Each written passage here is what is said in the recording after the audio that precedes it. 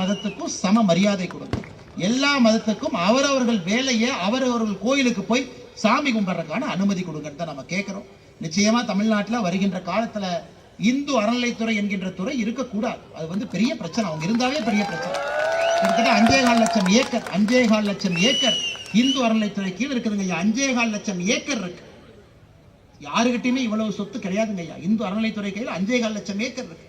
அந்த ஏக்கர் யாருகிட்ட இருக்கு, எவ்வளவு லீஸ் வருது, வாடகை எவ்வளவு வருது, அதுல யாரு கடை வச்சிருக்கிறாங்க, யாருக்குமே தெரியாது. இந்து அறநிலைத்துறை மட்டும் ஒழுக்கமாக தன்னுடைய பணியை செய்தால் கோவில் வருமானம் மட்டும் போதும். தமிழ்நாட்டினுடைய பட்ஜெட் கோவில் வருமானத்தை வச்சு போட்டு போயிடலாங்க. வேற எதுவுமே வேண்டாம். ஆனா இன்னைக்கு இந்து அறநிலைத்துறை அதனுடைய நடவடிக்கை என்பது மிக மோசமாக அதல பாதாளத்தில் இருக்கு. 5,25,000 ஏக்கர் இருக்கணும். 1986 அவங்க கொடுத்த குறிப்பின்படி இன்னைக்கு கிட்டத்தட்ட 1 லட்சம் ஏக்கர் காணாம போயிடுச்சு. திருச்செந்தூர்ல ஆயிரக்கணக்கான மாடுகள் கொடுத்திருக்கிறாங்க. ஆய்வறிக்கைப்படி ஒரு மாட்டையும் காணாம். கிணத்தை காணாங்கிறதெல்லாம் தாண்டி இன்னைக்கு மாட்டை காணா, நிலத்தை காணா. இந்து அறநிலையத்தை போல அமைப்புகள் பார்த்தீங்கன்னா ஒருதலை பட்சமா நடக்கிறாங்க. எத்தனை கோவில்ல 6 கால பூஜை நடக்குது பாருங்க. ஒரு கால பூஜை சொல்லுங்க. எத்தனை கோயில்ல ஒரு கால பூஜை? 46,000 கோயில் தமிழ்நாட்டில் இருக்குதுங்க.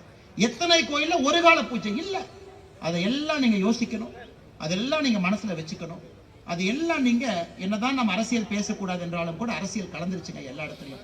ஏறி வர டவுன் பஸ் அரசியல் இருக்கு, குடிக்கிற தண்ணியில் அரசியல் இருக்கு, டீ கடையில போய் பேசினா முதல்ல அரசியல் தான் பேசணும். அதனால அன்பான வேண்டுகோள், தேர்தல் வரும் பொழுதெல்லாம் இதை கவனத்துல கொண்டு ஏமாறாம நம்ம கரெக்டா ஓட்டு போடணுங்க ஐயா. தமிழ்நாட்டு மக்களுடைய பெரிய பிரச்சனை என்னன்னா நம்ம ரொம்ப நல்லவங்க, அதான் பிரச்சனை. நல்லவங்க எப்பவுமே இதயத்துல யோசிப்பாங்க ஐயா. கெட்டவங்க மூளையில யோசிப்பாங்க.